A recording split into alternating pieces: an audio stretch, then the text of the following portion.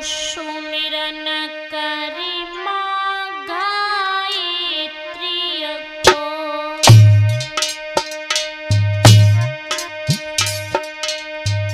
सीता सावित्री को सिर नाई, भोला सुमिरी झारखंड के बैठे कुरावलिया में आई।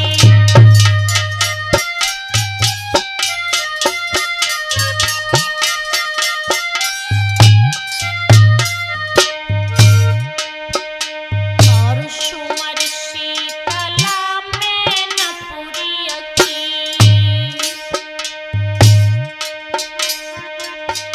नदिया ईशन केरी मैदान, याद चैत राम नवमी को मेला भारी अलेख लगाए।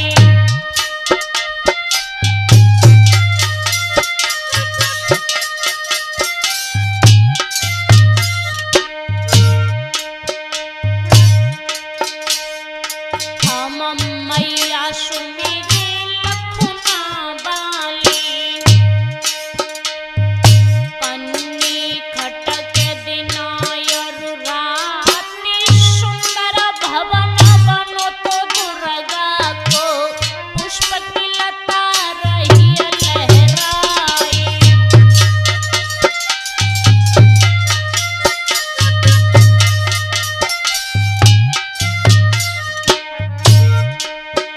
हम बाबा सुमिरन कुर सुमिरत ही, स्वर्ग से आई के करो सहाय, जहाँ जहाँ भूल पड़े सो बाबा भूले अक्षर दियो रे बताए।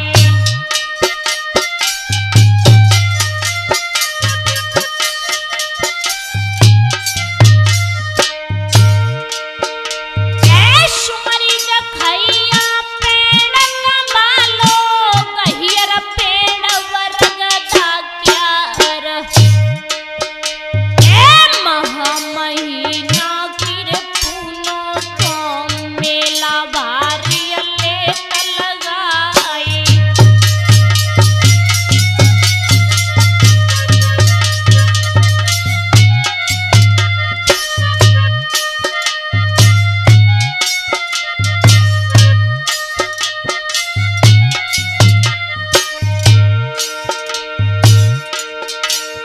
हम महावीर पिलुअन के सुमिरी, जमुना की खार बैठ गया आई।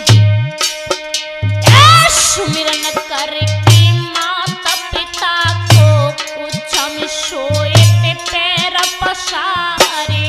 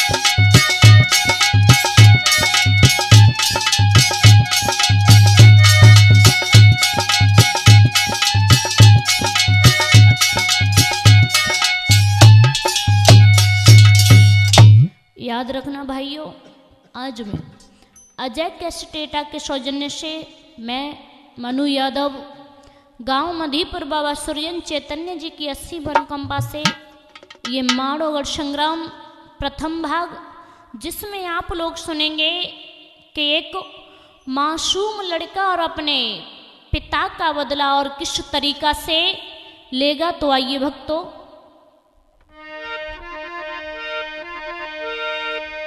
आज उनके जियर को रे समझावे,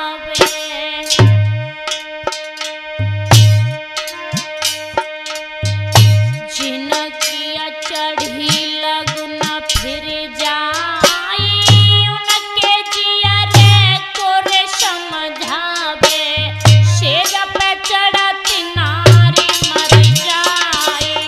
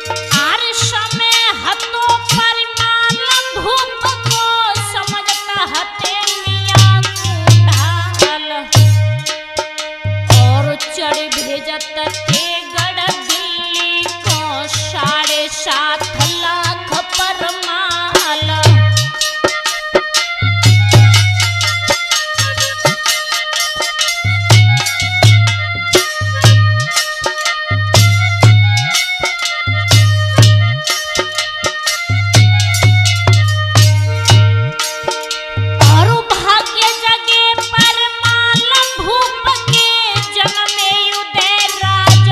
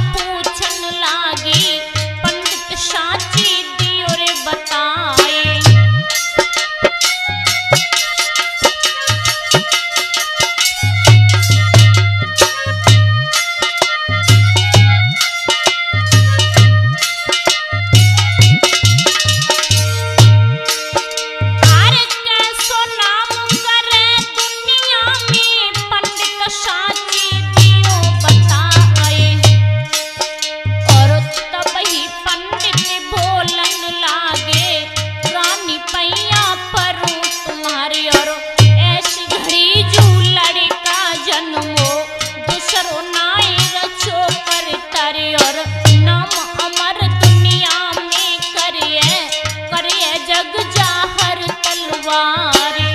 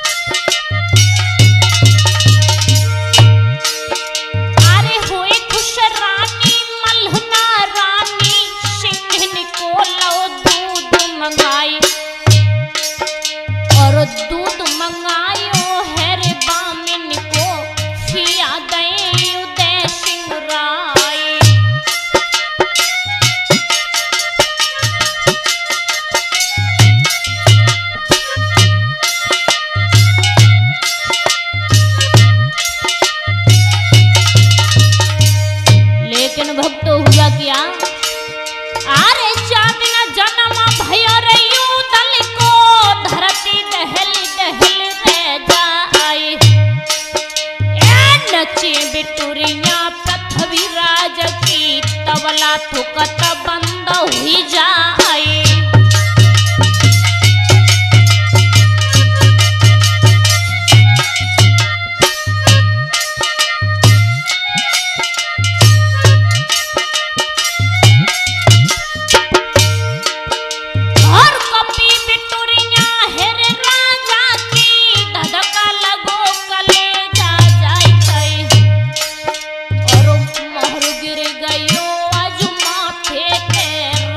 सोच सोच रह जाए।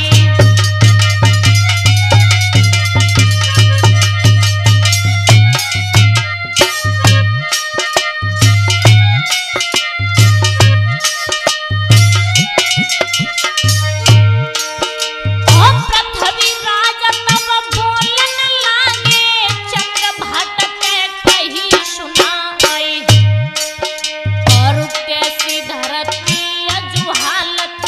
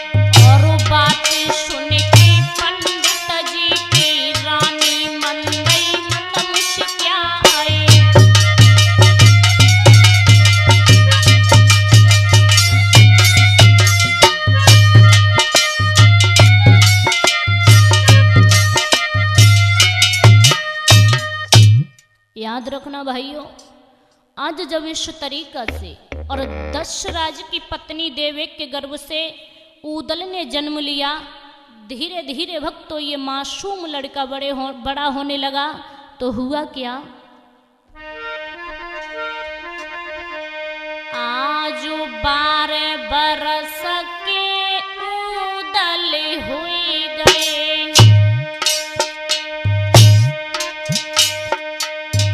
शोल के भय के वीर मलिखान, भय के 18 के रे नुनियाला, जिनकी जग जाहिर तलवार।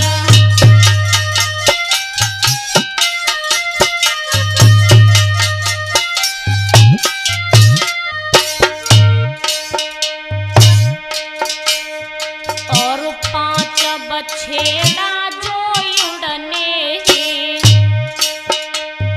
शोरानियन दैत गहाई, घोड़ा कबूतर दौदल को, जो महारानी में होवे प्यार।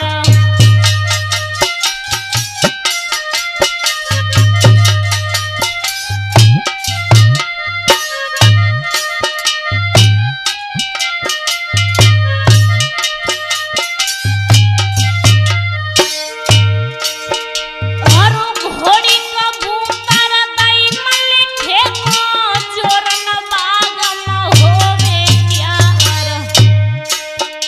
और घोड़ा पपैया दौवाला को, ढेवा को दौ तो मनोरथावा जा।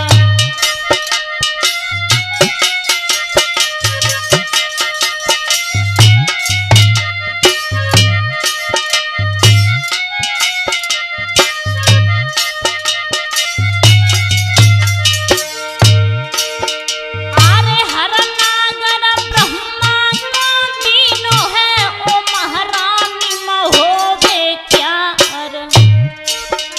और चढ़ी चढ़ी घोड़न को रे फेरतई, आदे शरग करे रे सवार।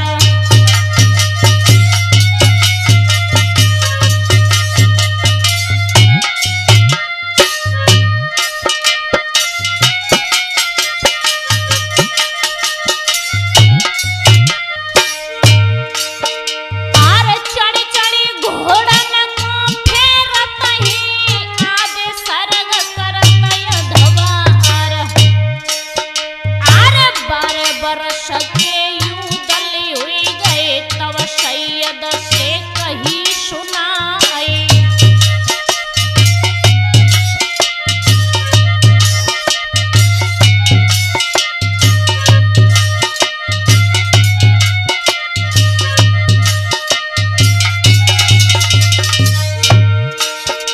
अरे बाजा बेदुल्ला को सजवाई दे, ओ चाचा बनरस के सरदार।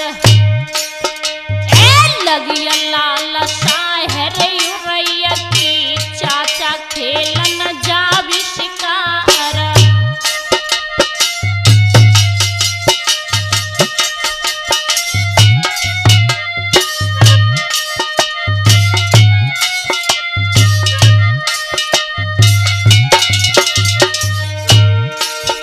अरे ज्वान 50 संग मिली ने, जोरन बाग में होवे प्यार।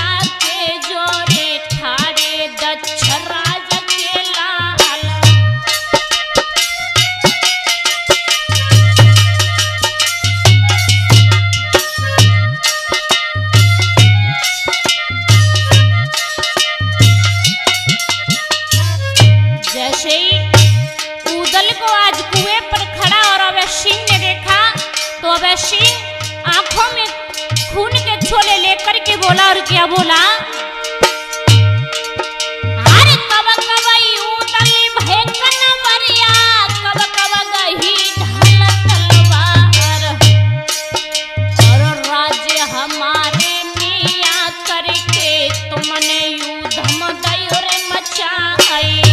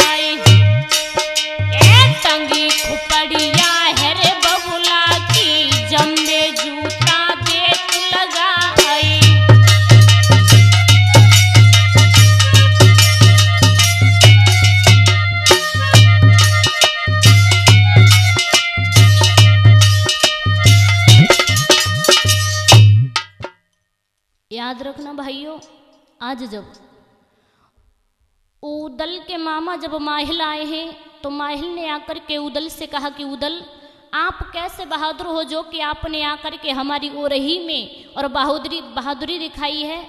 आप यदि इतने ही बहादुर हो तो आप अपने पिता और चाचा दक्षराज वक्षराज के बदले ले लो। और वो क्या बोले माहिल,